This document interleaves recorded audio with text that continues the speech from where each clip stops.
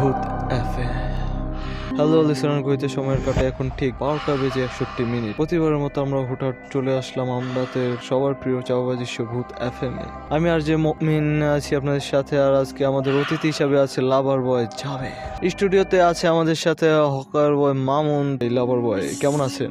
আলহামদুলিল্লাহ ভালো আছি। তো আজকে আমি আপনাকে যে ঘটনাটা কমু, তখন আমার বয়স ছিল 22 বছর 12 মাস 61 দিন 61 ঘন্টা 61 মিনিট 61 সেকেন্ড 61 ন্যানো সেকেন্ড।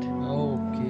আমি তখন ভাই বুয়েটের কমার্স বিভাগের ছাত্র ছিলাম। তো ভাই স্বভাবতই বুয়েটের কমার্স বিভাগে আমরা সবাই ডাক্তারি পড়তাম। যেহেতু ডাক্তারি পড়ি, তাহলে আমার কাছে কঙ্কালও ছিল।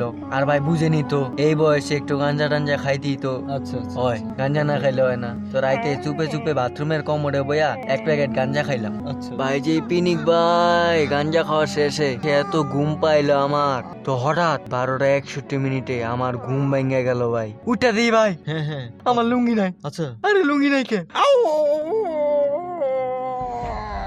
তো পুরা রুম খুঁজার পর ভাই বারান্দায় গেলাম। বারান্দায় যায় দেখি মুমিন ভাই দেখে আবার রুমে ওই কঙ্কালটা লুঙ্গি পরা। লুঙ্গি পরে আর মাথায় ভাই কি চাল গাছুল লাগায় নাচতেছে আর গাইতেছে। বড় লোকের বেটি লো, আচ্ছা। লম্বা লম্বা চুল, এমন মাথায় গাই ধাদি মুলাল গেঁদা ফুল। অয় বাদশা হয়তো বা কঙ্কালটা মাইয়া ছিল ভাই, বুঝছি।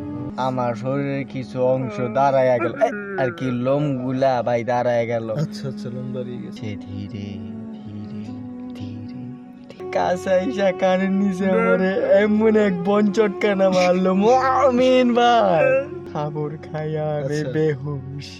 এই ঘটনার রহস্য আমি আজ পর্যন্ত জানতে পারলাম না।